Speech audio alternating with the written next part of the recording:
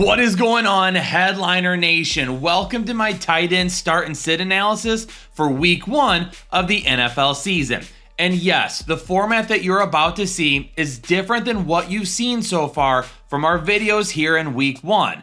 But if I could ask everyone watching a quick favor, I would like to have your undivided attention for just a minute. Here at the Fantasy Headliners, we have always taken pride at being at the forefront of innovative new fantasy football content that is meant to engage and help you all become better with the sport that we love. And truly, there are no words to express how much we appreciate our community allowing us to do something that we absolutely love as our full-time job. But unfortunately, it seems like we may have missed the mark here in 2025 to begin the year, and we would like a chance to make that up to you all. While we did see a ton of positive comments about our 2025 start and sit format, there was also a lot of constructive criticism, and that got louder and louder as the day went on when we posted running backs and wide receivers. So we sat down as a team and tried to put our heads together to figure out a way that we could bring back the matchup analysis that you are used to, while also incorporating some of the new things that we want to do.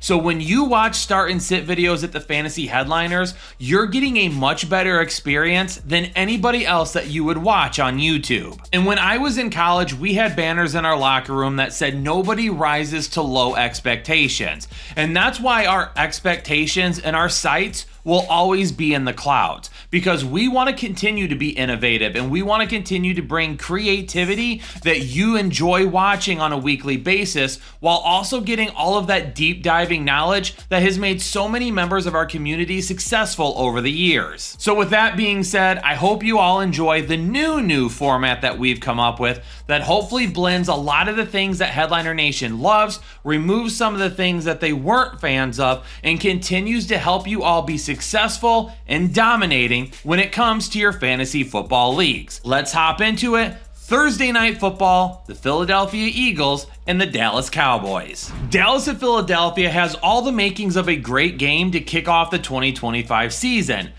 If you're an Eagles fan, things may be a little bit more difficult if you root for the Dallas Cowboys, but there is definitely one thing I think could happen in this game, and that's Dallas throwing the ball an awful lot. Philadelphia is going to come up and they're going to put some points on this defense. This Dallas defense is not going to be what we've seen in the past, and I don't know what kind of a pass rush they're going to have now this year without Parsons. If Philadelphia goes up early and often, Dallas is going to be throwing the ball an awful lot, and Jake Ferguson is going to have to be a part of that game plan. And they might not be able to run the ball that well either. Going up against this Philadelphia front, Dallas may have trouble running the football, and if they need to pick up a little bit of yards here or there, Jake Ferguson could see a ton of dump-offs this week. As far as Dallas Goedert goes, I definitely have concerns about whether or not he'll be able to keep up fantasy viable numbers for the entire contest. Like I said, if Philadelphia gets out to an early lead, they run the football. If Dallas Goedert doesn't score a touchdown, he's going to be a guy that's going to be right on the fringe of being a start. So Jake Ferguson, I'll lock him in as a start this week. Dallas Goedert's going to be right on the edge. He's a fringe start. For Friday Night Football, we've got the Chiefs and the Chargers in Brazil. And last season, this Chargers defense allowed over 12 fantasy points per game to opposing tight ends, one of the highest numbers in all of football. And while that might not necessarily be true for 2025, Travis Kelce being a big part of the game plan with no Rashee Rice definitely feels good to me. I'll go ahead and list him as a start this week in a contest that could be back and forth with a lot of neutral game script for the Chiefs. Noah Gray's going to be a guy that will pop up all season, because last year he popped up here or there, and as of right now, he'll be a sit. If something were to happen to Travis Kelce, or we see a lot more 12 personnel, then maybe that would change. For the Los Angeles Chargers, Will Dissly and Tyler Conklin feel like a couple of guys that could end up being fantasy viable at some point in time. But the Chargers brought back Keenan Allen, which really hurts what Will Dissly or Tyler Conklin may have been able to accomplish. You're still going to have Ladd McConkey, and Trey Harris, he's no scrub either. And of course, Omari and Hampton running the football. I think for these guys throughout the year, we'll see one of them or maybe each of them have a decent game here or there. But as of right now, I don't think either of them have enough enough fantasy viability to be a start for us. Both Tampa Bay and Atlanta each allowed just around 10 fantasy points per game last season. Cade Otton's going to be a guy who at the beginning of the year, before Chris Godwin or Jalen McMillan come back, could definitely find the end zone here or there. But here's the problem with Cade Otton, and I talked about it in last year's videos a lot. He ran more routes and played more snaps than almost any other tight end in all of football, and he really had no fantasy numbers to show for it. So being on the field was not that big of an issue for Cade Otton because he was never getting looks anyway.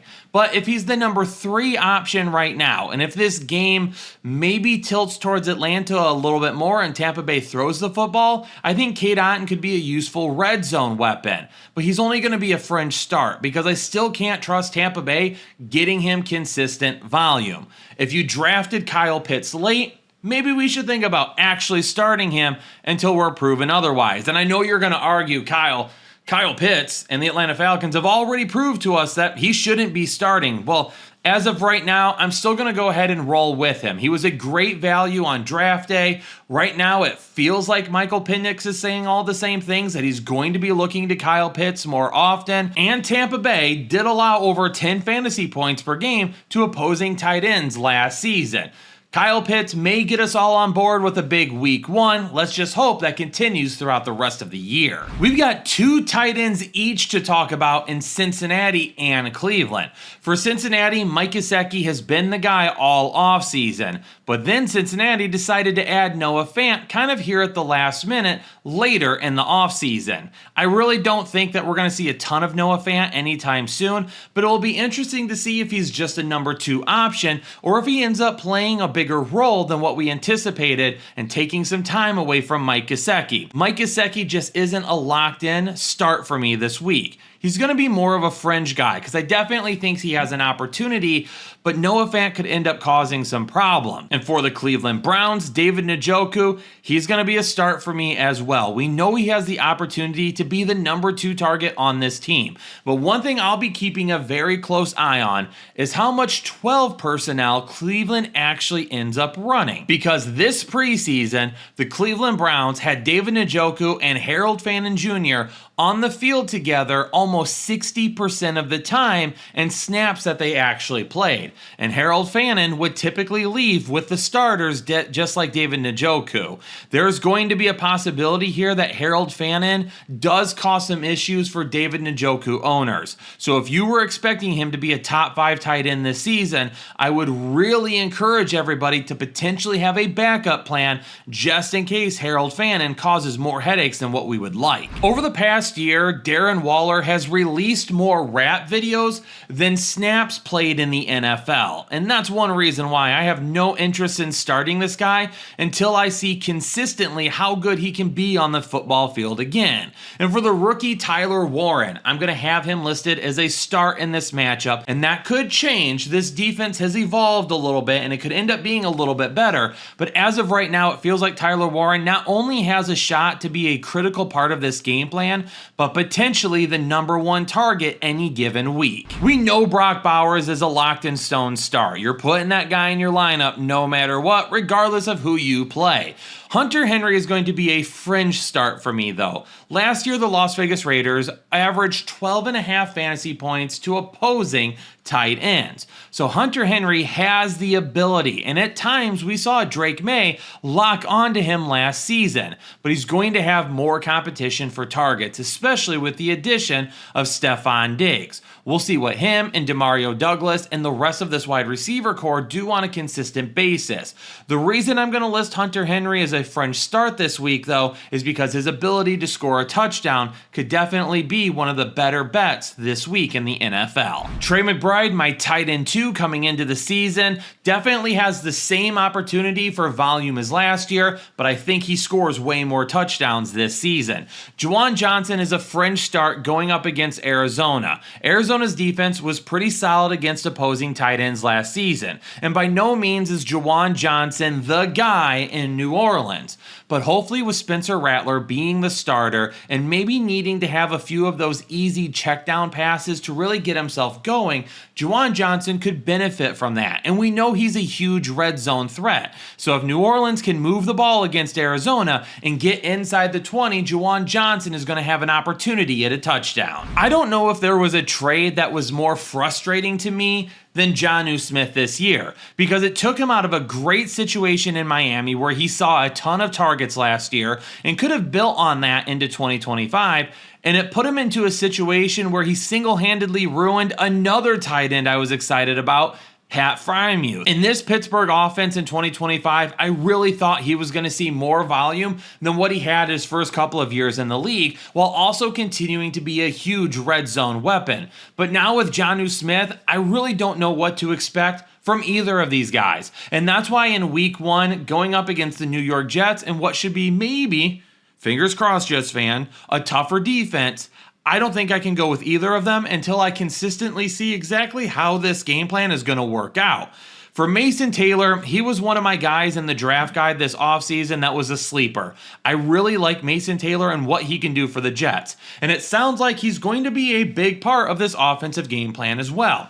And going up against Pittsburgh, who allowed 11 fantasy points per game last year to opposing tight ends, he's got an opportunity, but I do think that we need to see him and Justin Fields together a little bit more often before we just start tossing him into our lineup. And here in week 1, more than likely, you're not hurting for a tight end start, so you're probably not going to start Mason Taylor anyway. But I do think as potentially the number 2 target against Pittsburgh this week, giving Justin Fields some easy targets to kind of get himself going and get his confidence up a little bit, he could be right around that tight end 15 to 12 area. Theo Johnson has a lot of potential with the New York Giants.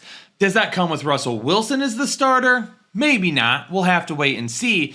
But I'm wondering how he's going to be utilized in this offense. If you watched the tight end start and sit videos last year, you heard me talk about Theo Johnson a few different times. And if he got a better opportunity, I really thought he could be another one of those good Penn State tight ends that could be successful at the NFL level. Where is he going to be utilized, though? Is he going to be a volume tight end that will really do his damage in between the 20s? Or is he going to be more of a red zone threat where we kind of have to rely on a touchdown every single week? I just don't like his floor right now. That's why he's got to be a sit for the time being. For Zach Ertz, Deebo Samuel, I think, did a lot of damage to his potential value in 2025. I like Zach Ertz. I think that Jaden Daniels will still be looking his way, but I think Deebo Samuel is really going to take a lot of the targets that potentially could have gone to Zach Ertz instead. And of course, Terry McLaurin being back with his new deal will primarily be the number 1 target in this offense. It will be interesting to see who the starting running back is, though, and who gets the most touches, because if we have Austin Eckler on the field quite a bit, that could also take away from Ertz. For Carolina and Jacksonville, we have some potential here, and I definitely think that we could have a couple of fantasy relevant tight ends by the end of the season. But I think it's a little cloudy exactly how things are going to work out to begin with. Carolina is very interesting because their initial depth chart lists Tommy Tremble as the starter, but last year before his injury, Jatavian Sanders was seeing some looks, and it looked like he was starting to grow within that offense with Bryce Young. So we'll see if that relationship continues or if Tommy Tremble truly is the tight end 1 in this offense.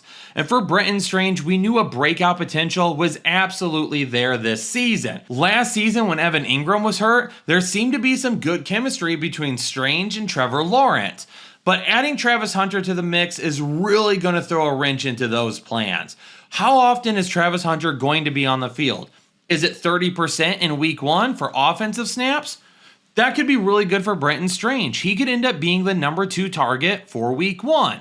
But is it going to change as the season goes on? Will he go from 30 to 50 to 70? Will he stay around 50%? Is he out there 50% in week 1? We just don't know as of yet. And that's why really trying to figure out what Brenton Strange could be is going to be difficult to start. For now, I'm going to list him as a fringe start because I do think a lot of people out there will probably need to play him. And I do think there is some touchdown potential. Volume-wise, that could be weird to begin the season. It feels like the Chiggy Oko breakout continues to get closer and closer, only to be snatched away from us into never happening. He's going into year 4 at this point, and he's got the number 1 overall draft pick, Cam Ward, at the helm of his offense. But where does he fit in? Calvin Ridley expected to be the wide receiver 1, but you have Tyler Lockett, Alec Eomanor, who I talked about this offseason quite a bit, especially right around draft time. He's also listed as a starter right now too. So is Chiggy Oko going to be, like I've mentioned at other points of this video, is he going to be a volume tight end? A guy that's really utilized in between the 20s, that could see 6, 7, 8 targets a game? Or is he going to be more of a red zone threat? A tight end that might only see 3, maybe 4 targets a game, and realistically, we're really betting on a touchdown. This week going up against Denver with how good their secondary is, we may need to rely on Chiggy Oko a little bit more than what could happen earlier or later on in the season. And if that ends up happening, it will make him a fringe start because again, 5, 6, 7 targets may not be out of the question.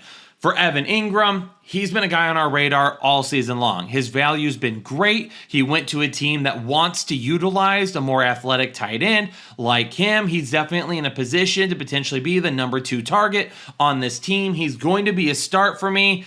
Tennessee's defense last year didn't allow a ton of fantasy points to opposing offenses, but they were so bad that really they didn't need to the tight end position because teams were done on them and running the football by the second half, it felt like. George Kittle is my tight end 1 going into the season. Nothing else I need to say about him. Gonna see a ton of volume. AJ Barner's gonna be a sit for me this week, but like a lot of other tight ends that I talked about in this video, I think he's got a lot of potential in 2025, especially with Seattle and knowing that that wide receiver core has changed. Jackson Smith-Njigba should be the number 1, but things are cloudy behind him.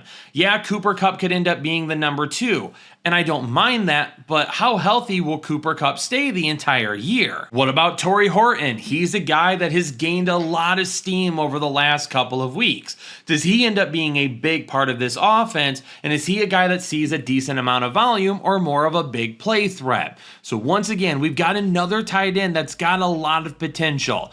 I could see him being the number 2 target at some point in time on this team, but I also could see him being forgotten about most weeks. Just remember to keep him on your radar. And I have to give a quick shout out to the sponsor of this video, Tushy. We love to have a really solid tight end in our fantasy lineups, and we know that's difficult these days.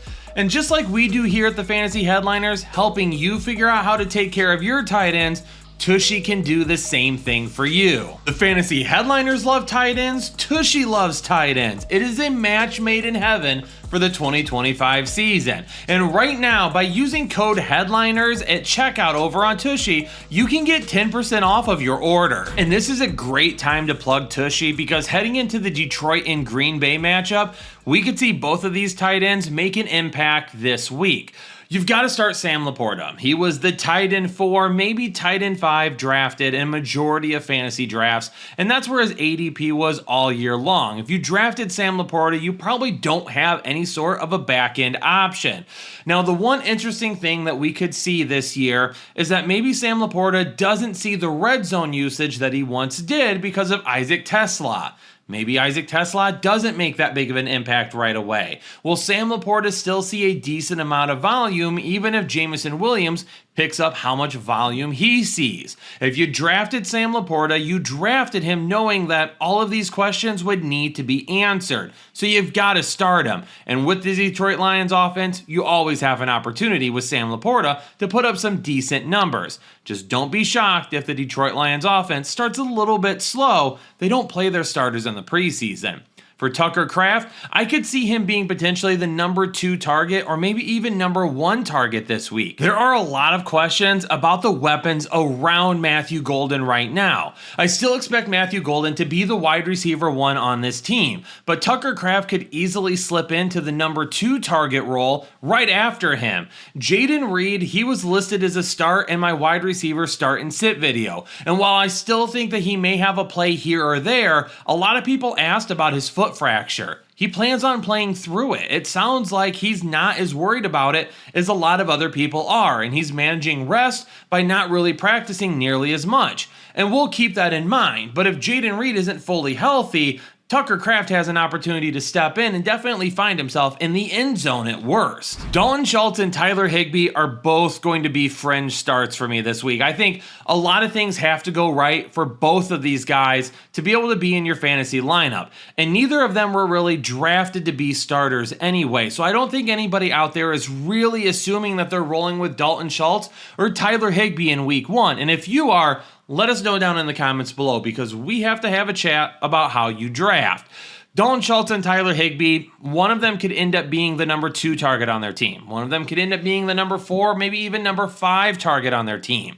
When you talk about Dalton Schultz, obviously you're going to have Nico Collins at the very top. But what about Christian Kirk? What about Jaden Higgins? How much are they going to run the football this week? Will they need to run it an awful lot? Will they have to throw it a bunch because they're playing from behind? Lots of questions in week 1 for him. When it comes to Tyler Higbee, you know that you're going to have Puka Nacua, and you know you're going to have Devontae Adams. Will Tutu Atwell be over Tyler Higbee? Will they be running the football an awful lot? If they're leading, do they need to run the football? So while both of these guys definitely have some potential to be fantasy viable this week because of what we've seen from them over the course of their career, it's really hard for me to rely on either of them. You got to be hoping that Mark Andrews gets off to a way better start in 2025 than he did in 2024. And not having Isaiah Likely should really help out with that. Mark Andrews likely is the number 2 target in a game that Baltimore will likely be throwing the ball quite a bit.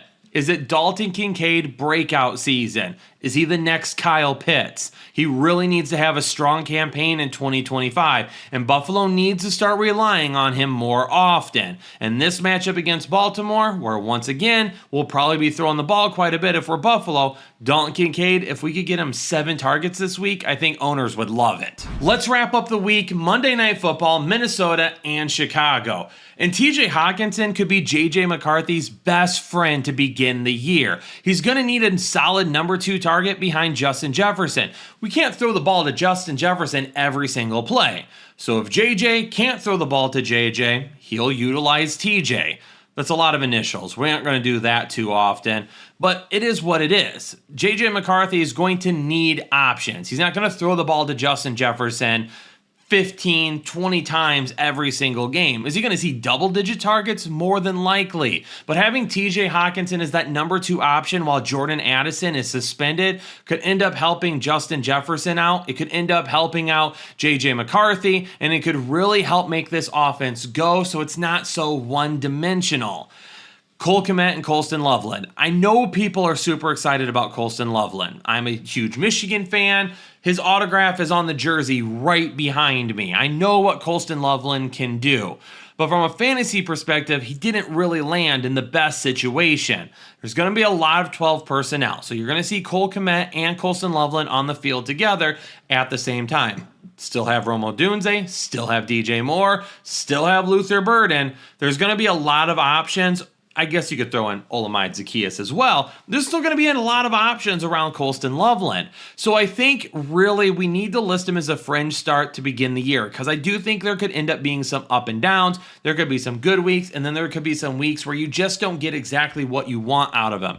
He definitely could be an inconsistent option at the tight end position to begin. Headliner Nation, hopefully the change back to the matchups here in our start and sit videos is enough. Hopefully you all are super excited about this season, and hopefully we can go ahead and get back on track and head towards fantasy championships together as a community. Make sure you hit that like button for me. Make sure you hype up the video. If you appreciate the change, whether you wanted it or not, make sure you hit that hype button and let us know how much you appreciate the content we're putting out. And Headliner Nation, I say it a lot and I'm going to say it again. From the bottom of my heart, we truly appreciate every single person in this community. If you took the time to share your thoughts with us about start and sit shows, we appreciate it. Whether it was constructive criticism, whether it was positive reinforcement, whether it was negative, it really doesn't matter. If you were one of the ones that had a negative comment though, please consider giving it another shot. Go through week 2, and I promise by the end of week 2,